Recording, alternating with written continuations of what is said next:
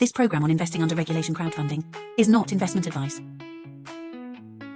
Rising with the crowd, power unbound, change makers lead where hope is found. Superpowers for good, shaping the fate. Investors and dreamers open the gate. Supercross stands loud, proud and true, building tomorrow for me and you. Are you like me, wishing you could get more food from small farmers and wondering why on earth small farmers are struggling so much in this world? They do. Our guest today has a tremendous solution for smallholder farmers. He's working with them to add solar as a complement to their work, not to replace it, but to complement their work in raising food for us. Fascinating improvement. You don't want to miss this, but welcome to the Super Crowd Presents Superpowers for Good. I'm your host, Devin Thorpe, and our guest today is Mark Smith of Carbon Country. Mark, welcome. Thank you so much for having me. I really appreciate you joining me from a barn. I'm so excited. You know, the roosters have been mentioning their presence as we've been spooling up, getting ready. I'm sure you'll hear them. Yeah, it's wonderful that you are in fact out on a farm. I also love that you've got a great internet connection. Kudos and congratulations. Thanks to rural broadband, I actually have gig speed fiber. I have a better you got connection better internet here than I do. Than my home, which is so ironic. Yeah, I'm 75 miles from Silicon Valley, and you have better internet from me. That's great. Everybody comments on how crisp it is, but yeah. Yeah. No, that's fabulous. Congratulations. You are doing some really interesting things. Tell us about it. So the idea behind Carbon Country is to transform the economics and sustainability of smallholder farms by adding agrivoltaics, which is a fancy word, but it's basically solar above farming. In our case, we're doing regenerative practices, so specifically amp grazing or rotational grazing of sheep underneath our panels, and carbon removal. Specifically, we're building the first biochar facility, large-scale biochar facility in the state of Maryland, and pioneering a carbon removal practice called wood vaulting and storage that was the first papers were written by a University of Maryland professor named Ning Zhang. It's fascinating work. You know, the reality is smallholder farmers across the U.S. are really struggling. I think you told me that something like 97% of the profit comes from, I'm getting the statistic all messed up, but big corporate farms are sort of hogging the pie. Is that right?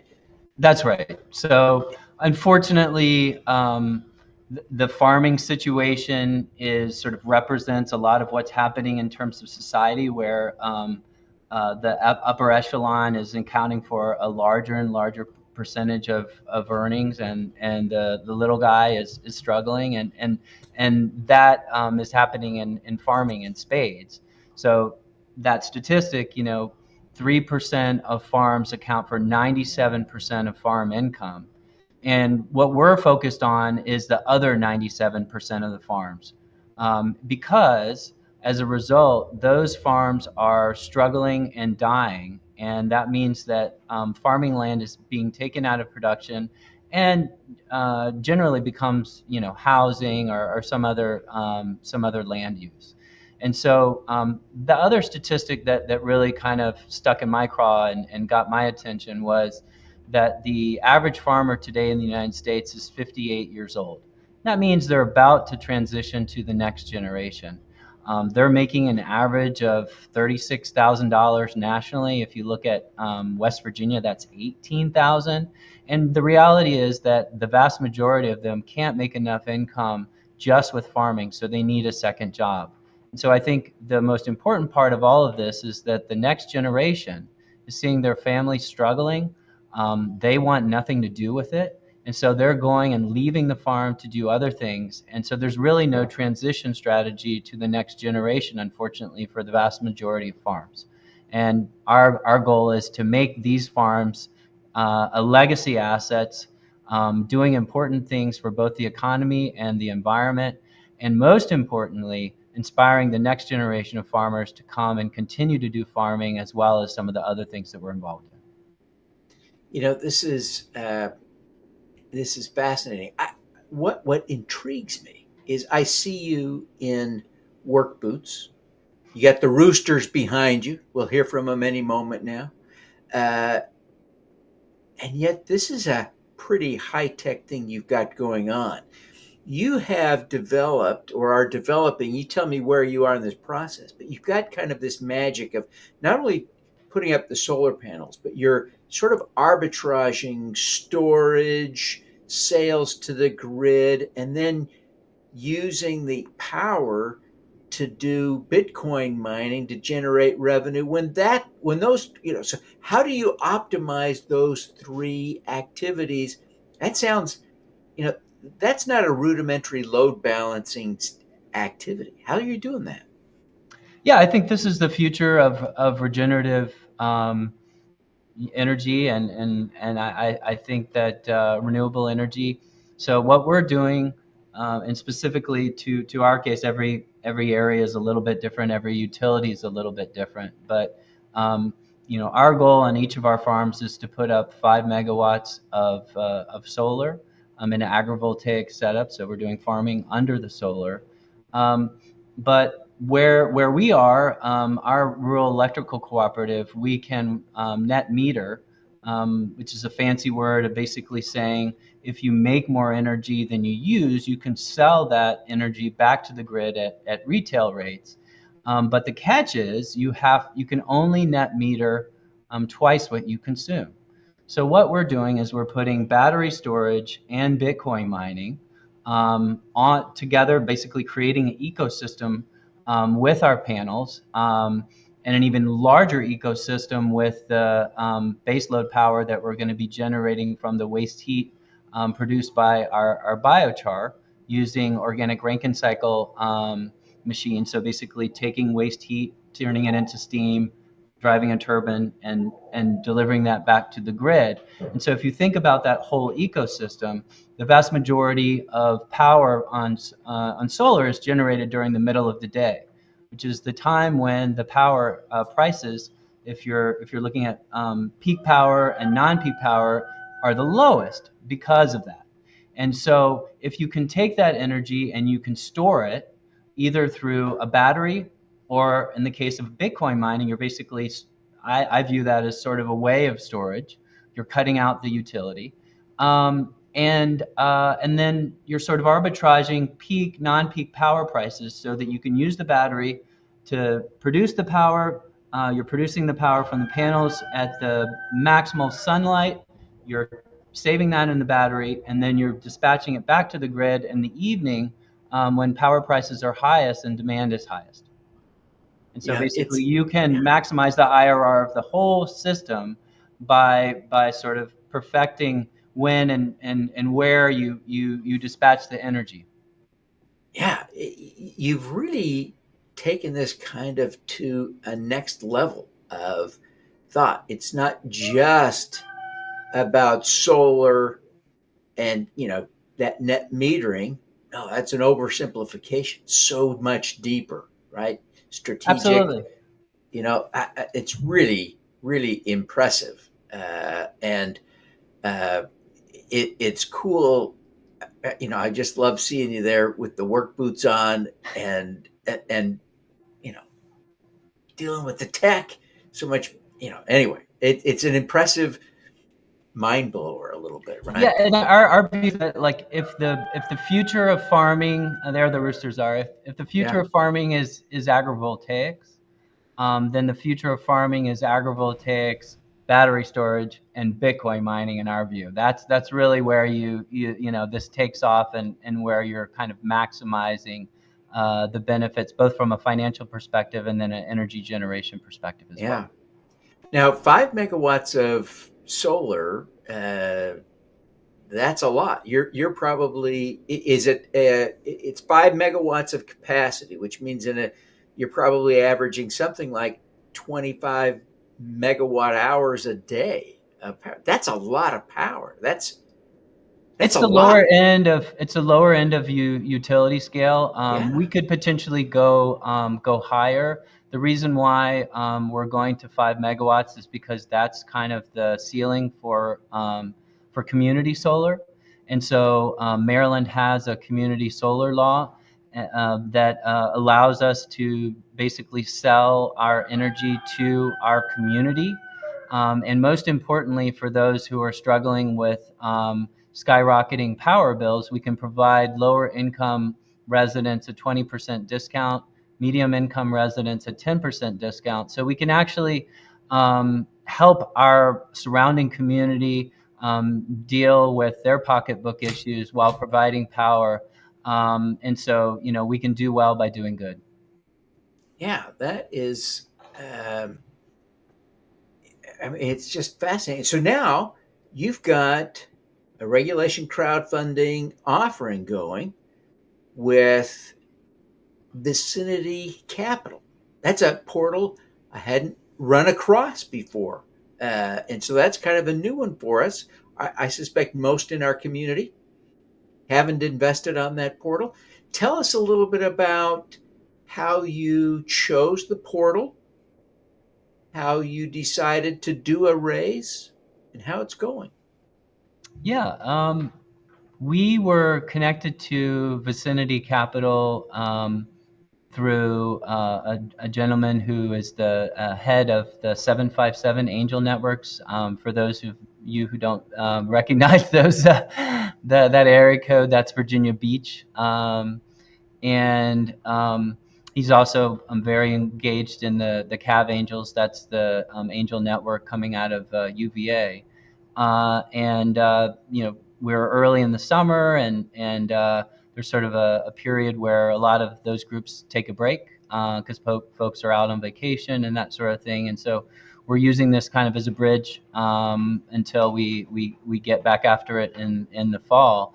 But they're really cool because they're focused on the southeast of the country, basically bringing together a number of angel groups. And what's really special about them is it's not just a Reg CF platform, doing crowdfunding, but they also do the back end of, all the nitty gritty of, taking in investor dollars, accounting for them, providing all of the back end services for a number of angel groups in the Southeast. And so we believe the angel network in the Southeast is oftentimes ignored for, New York, DC, Silicon Valley, et cetera. And so it was cool to kind of get out there and tap into a whole new network and see what the opportunity is.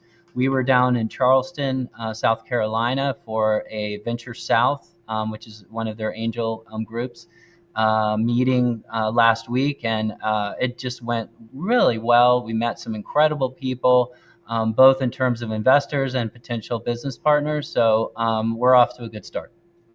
It really is, fascinating to get a glimpse into this Southeast, uh, entrepreneurial ecosystem and kind of the capital network out that way. Sitting on the other coast, I don't have a lot of connections in your neighborhood. And so it's sort of fun to get kind of a look at this. And of course, I love the work that you're doing. This is really kind of a fascinating discussion. I do want to point out, folks, that you can find his campaign. And we've got a short link for you at s4g.biz/carbon, s4g.biz/carbon. And that'll take you right to his offering page. You can check it out. And I encourage you to do that. You want to learn more about the great work that Mark is doing. In the meantime, we got to take a break. Mark, forgive me. But I'm here with Mark Smith today. He is the founder of Carbon Country, a business that is creating an agrivoltaics super high-tech strategy for optimizing the use of farmland so that it stays productive as farmland and becomes more economically viable for the farmers. So this is really cool tech that he's developing and deploying. You can hear him; he's still right there on the farm. This is great. We're going to take a short break, but when we come back, we're going to shift gears to talk to Mark about his superpower. You stick around; you don't want to miss this. Download a free copy of How to Make Money with Impact Crowdfunding. The book Sarah Hanks describes as a fantastic overview, not just of crowdfunding investing, but of investing in general. Andrew Savickas raved, "This book offers unparalleled insights for anyone looking to make a difference." Scan the QR code to get your copy. Save the date for Super Green Live, the global event on sustainability and green innovation, January 22nd through 24th, 2026. Struggling to raise capital for your business? Unlock the power of the crowd with AI.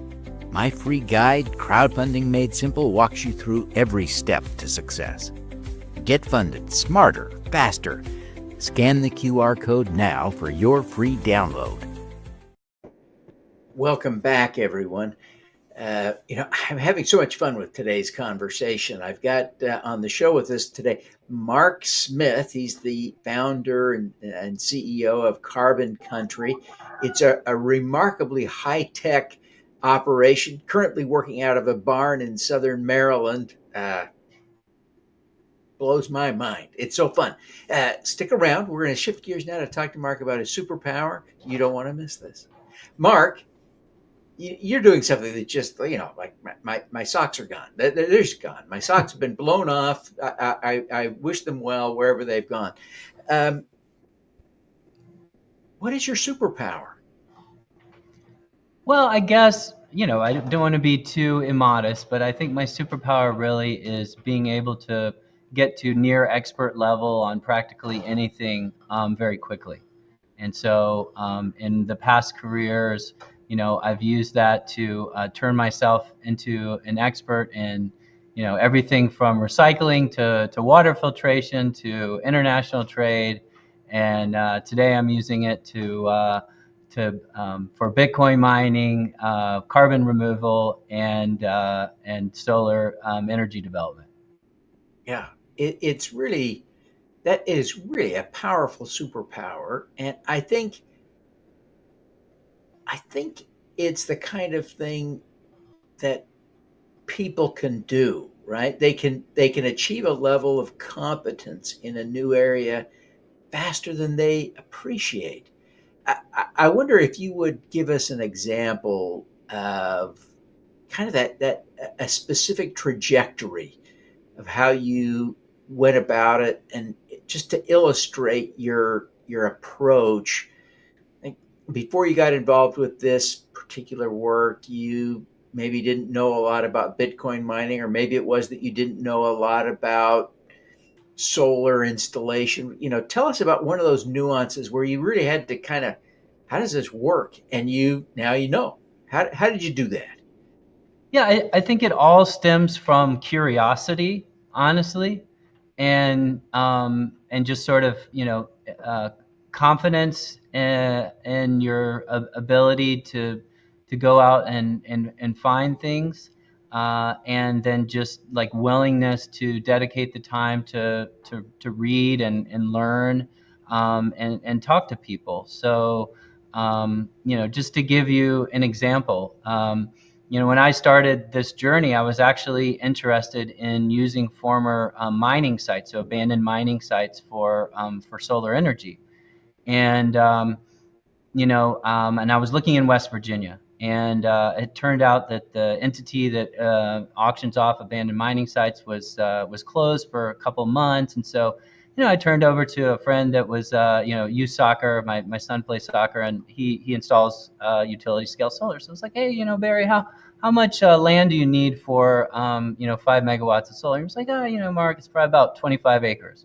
So I just started looking for 25 acre plots in West Virginia, and discovered that ranching is the biggest agricultural activity in West Virginia, which I had no idea about, cattle ranching specifically. And so I just started looking at ranches. And so the more ranches I visited, the more curious I got. And I ended up, sort of asking a question like, oh, well, what do you do about the cows or sheep or whatever that's grazing the land? How much do you make off of that? And it ended up being not very much.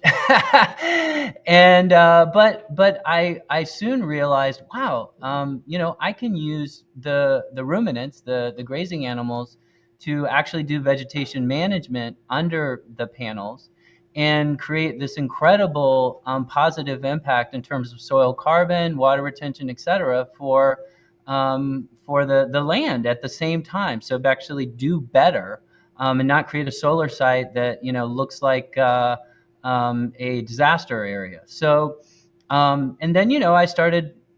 A lot of the farms I was looking at had major forested areas, and so thinking about, well, what would be possible there?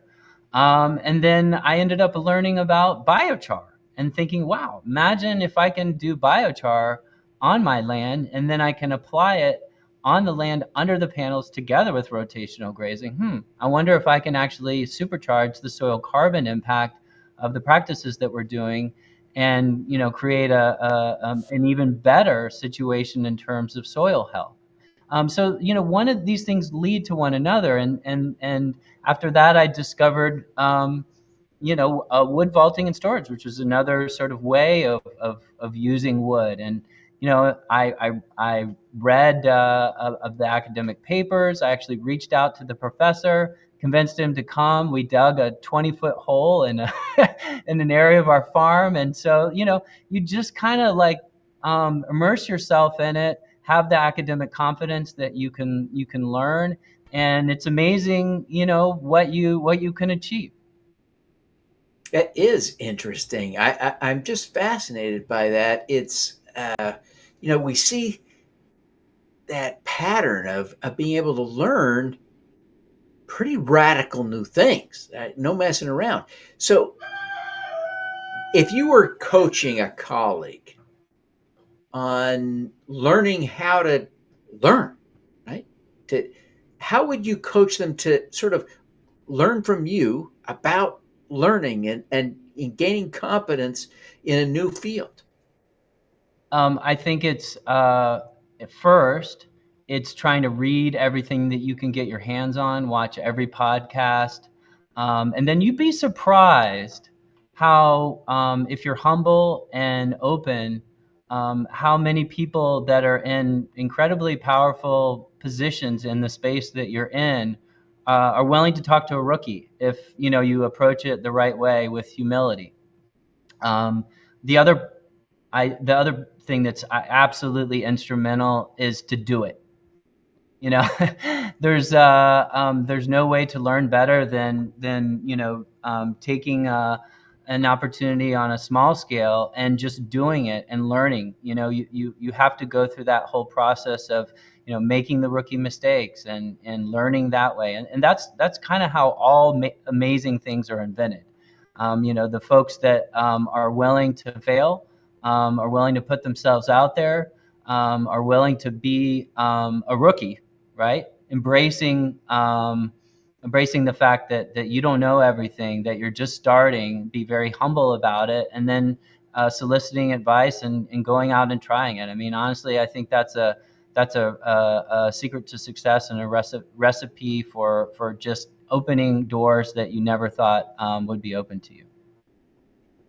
That's fabulous. That's fabulous. Well, as we get toward the end here, I wonder if you take just a minute, tell people how they can learn more about Carbon Country, where they can go to invest, how they can follow you on social media and learn from you.